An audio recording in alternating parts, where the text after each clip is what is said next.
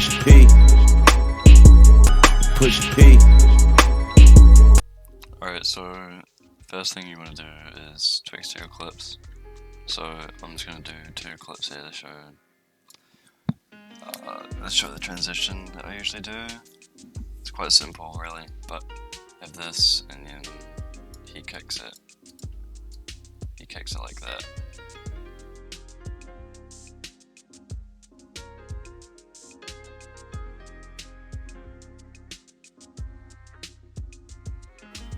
Alright, so I've got him flying down, kicking the air, but obviously it doesn't flow because he's just kicking to the opposite side of the screen in this clip. All you gotta do if you want to do this to your clips is it's really easy. You just put transform on it, the effect, and then press uniform scale, uncheck it, and then do the width to -100, and then that will change the orientation of it, so it'll flip it around. You can also do it with height, it works as well. Like that, flips it around, but you don't really use it that much. Also, I'm just gonna, in order to make it flow more, I always try to make the clips kind of flow more. This doesn't really match because he's coming from the air straight down, nearly, and he's kind of from the side. So I'm gonna rotate it a bit, just like that. Obviously you want to do motion tile, but we'll scale that in after so you won't see the edges. You do just around 300 with the mirror edges option.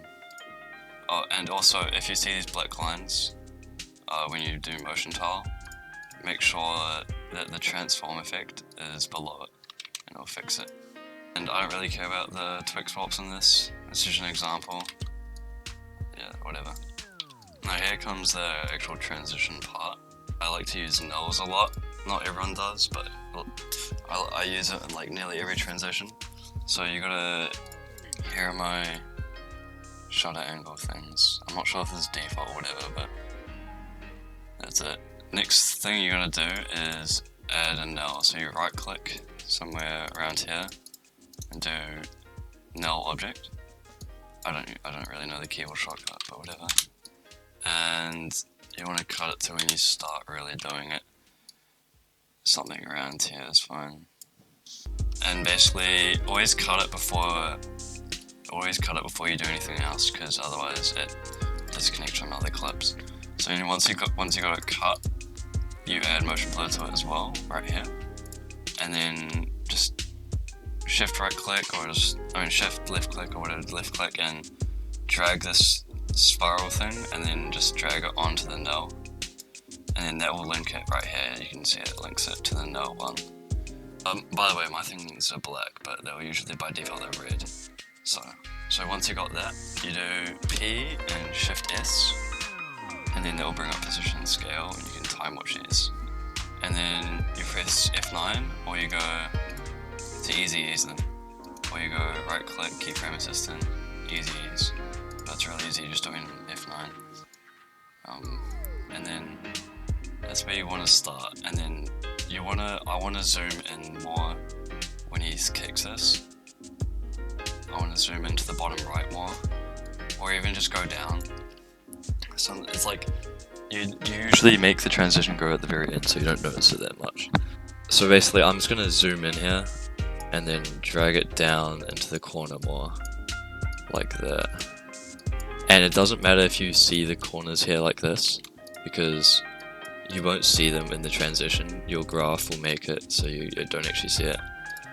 But I'm going to, you add motion tile. I have a setting, you should probably keep a preset for motion tile with these same settings-ish. Separate the dimensions for position by right clicking and press separate dimensions. And then just do the graphs really quick. I like to do sharp ones, because then you don't notice it as much.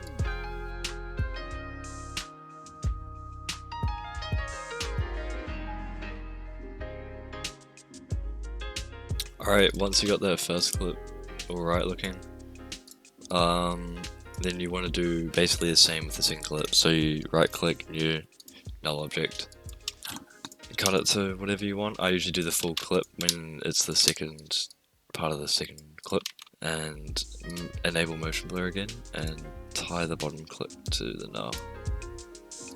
That's cool. And you just do the same thing with the graph, separate dimensions here. Just right click, F9, bam, easy.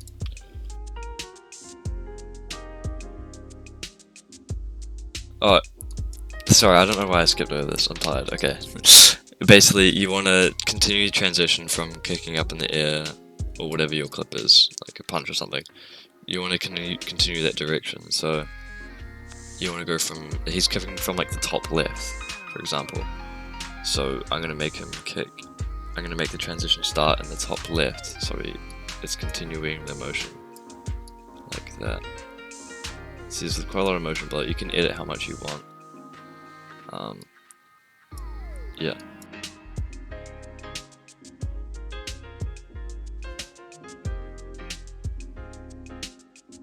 Sometimes I like seeing like the motion tile of offset, like this. Sometimes it looks cool when you're doing impacts and stuff. You'll do something like that. So once you have like that basic transition, like this, then all you gotta do is add some one framers and shake and possibly some sort of flicker. So I'm not gonna do any color correction or anything because I'm not bothered, but you can do that whatever. So I usually add S flicker, something like that. Edit the amplitude from 0, and when it gets close to transition, we increase it like that, and then decrease it when it goes at the end, like that. If you want something like this, I'll link Zeptan's tutorial on like a flow shake tutorial. He also does like the same kind of transition.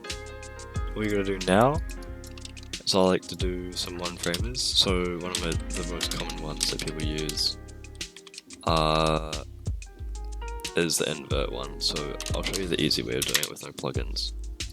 You swap these colors. I usually use this more often now. I didn't used to when I gave the example clip, but I like to do some exposure as well. So I'll do something like exposure.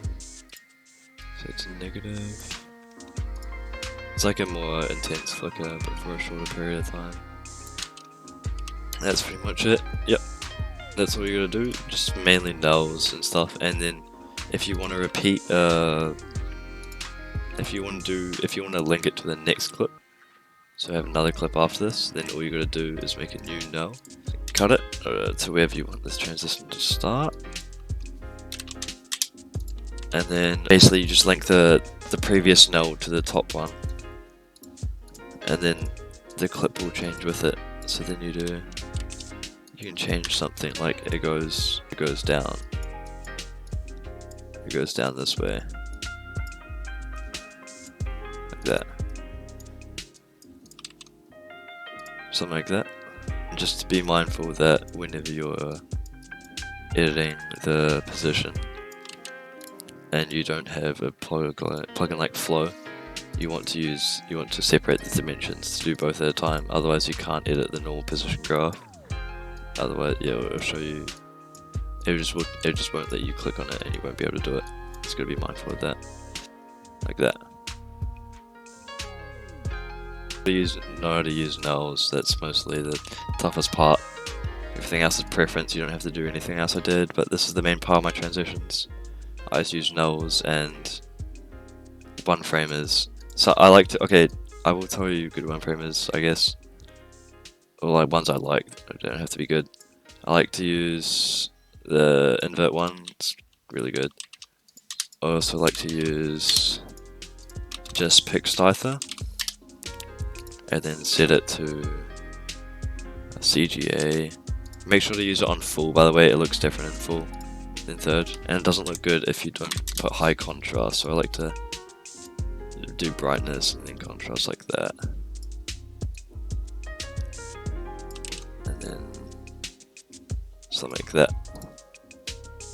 And make sure if you do one framers, you can do them like subsequently. Sorry, I can't speak right now.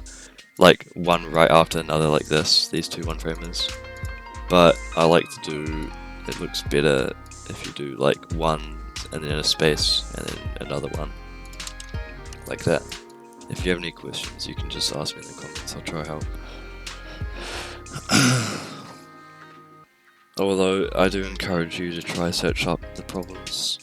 Because the reason how I learned all this is just a lot of googling and trial and error.